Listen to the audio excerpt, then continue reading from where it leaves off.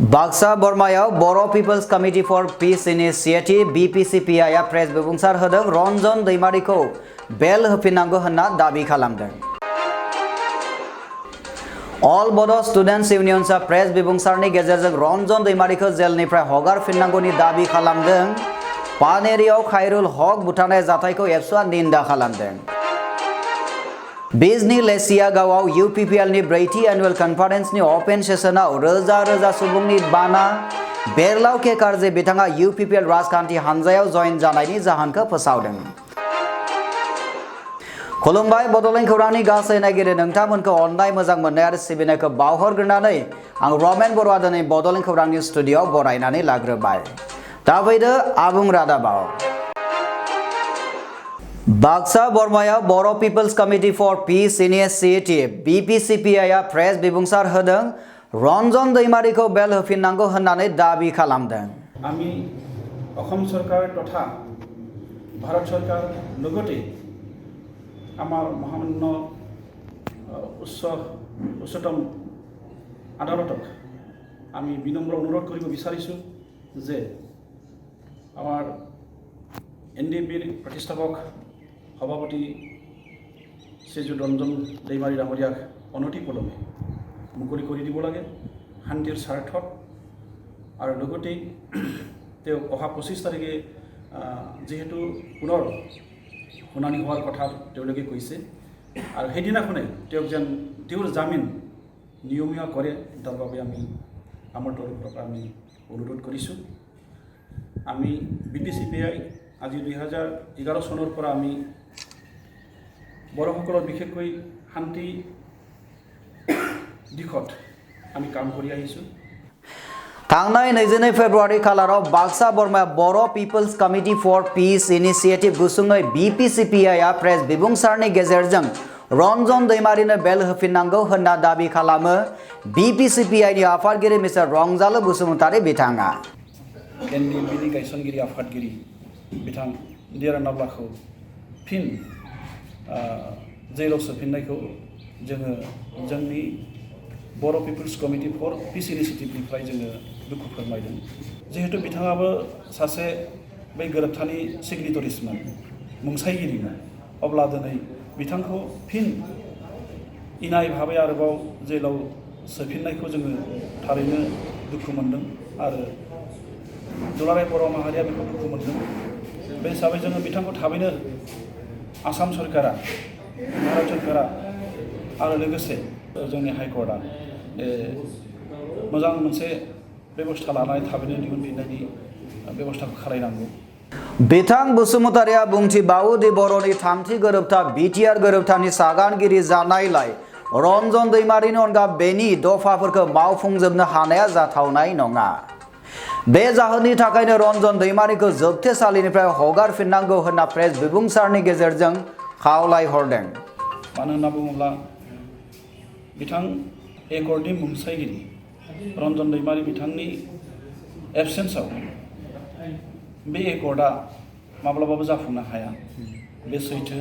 दा बेनिखायनो जुदि थारैनो एकर्डखौ मोनफ्रोमबो दफाखौ जुदि जाफुंजानो लुबैयोब्ला बिथांखौ जोंनो नांथारगोन गोनांथार।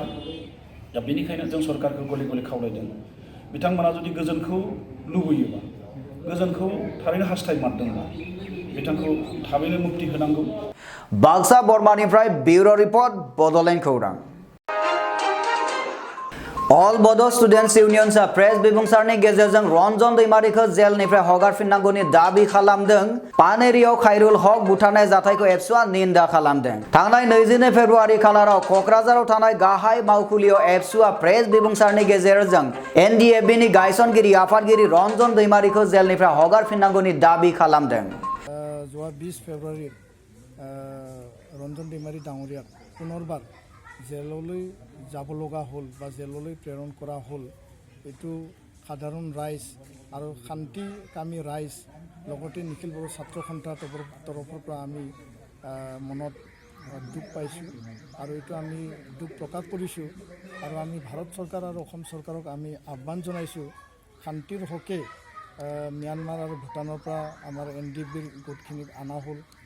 27 जानुवारि खालाराव जालांनाय बर'नि थामथि गोरोबथानि सागानगिरि जानायलाय रन्जन दैमारिखौ सोरखारा बेलनि समखौ फोलावनानै जेलनिफ्राय हगारफिननांगौ होननानै प्रेस बिबुंसारनि गेजेरजों बुंथि एबसुनि दानि आफादगिरि दिपेन बर' बिथाङा एबसुआ सोरखारखौ खावलायो दि सागान जानायनि उनाव गोजोन लाबोफिननाय आरो NDABआ हाथियार दावहाखौ गारनानै मेन स्ट्रिमाव फैनानै गोजोन आरो दावगाथायनि खामानि मावलांनो खाबु होनायनि थांखियै रन्जन दैमारिखौ जेलनिफ्राय हगारफिननांगौ। एबसुआ फोथायो दि भारत आरो आसाम सोरखारा राजखान्थियारि एमनेस्टिनि थाखाय राहा लागोन आरो NDABनि गासै सिगनेटरि दैदेनगिरि बिथांमोनखौ जेसेबां थाबै हागौ एसेबां थाबै हगारनानै होगोन।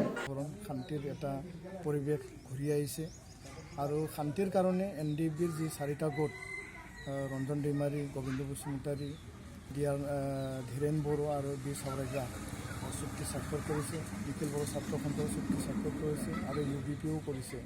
তো আজি তাৰিখত যি শান্তি প্ৰতিষ্ঠাৰ কাৰণে যি এটা বৃহৎ যি পদক্ষেপ লোৱা হ'ল ভাৰত চৰকাৰ অসম চৰকাৰে আৰু ইয়াত NDAB 4টা গোটক একত্ৰিত কৰি পেলাই যি শান্তি চুক্তি স্বাক্ষৰ কৰা হ'ল গৃহমন্ত্ৰীৰ উপস্থিতিত, এইটো এটা ডাঙৰ পদক্ষেপ আৰু এইটো কাৰণে নিখিল বড়ো ছাত্ৰ সন্থা ভাৰত চৰকাৰ অসম চৰকাৰক আমি আদৰণি জনাইছোঁ। गुबुन फारसेथिं बावैसो 24 फेब्रुवारि खालाराव अदालगुरि जिल्लानि पानेरियाव खायरुल हक होननाय सुबुंखौ गावथारनाय जाथायखौ एबसुआ निन्दा खालामदों। যে শান্তি এটা প্ৰতিষ্ঠা হ'ল, শান্তি এটা বাতাবৰণ ঘূৰি আহিছে, এইটো অশান্তি সৃষ্টি কৰিবৰ কাৰণে কোনোবা থাৰ্ড ফ'ৰ্চ বা থাৰ্ড পাৰ্টিয়ে কাম কৰি আছে নেকি? আৰু ইয়াত যে ইলিগেল যি আৰ্মছ আছে, আমাৰ সশস্ত্ৰ সংগ্ৰামীসকলৰ যি বন্দুক, সেই বন্দুকবিলাক অলৰেডি চৰকাৰক জমা দিয়া হ'ল। তাৰ বাদেও কোনোবা চক্ৰই ইয়াত অশান্তি সৃষ্টি কৰিবৰ কাৰণে এটা ইলিগেল আৰ্মছৰ এটা বাতাবৰণ সৃষ্টি কৰিছে নেকি? ইয়াৰ কাৰণে অসম চৰকাৰে বিহিত ব্যৱস্থা ল'ব লাগে।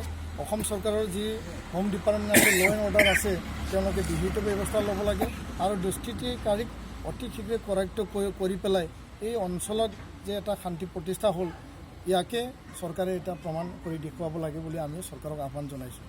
प्रेस बिबुंसारनि गेजेरजों एबसुनि आफादगिरि दिपेन बर'आ बुंथियो दि जायफोर दुथाङा बेबायदि जाथाय जाहोनानै BTRआव गोजोन आरो खौसेथिखौ सिफायनो नागिरदों, बिसोर दुथांफोरखौ थाबैनो हमनानै साजा होनांगौ होननानै बिथाङा सोरखारखौ खावलायो।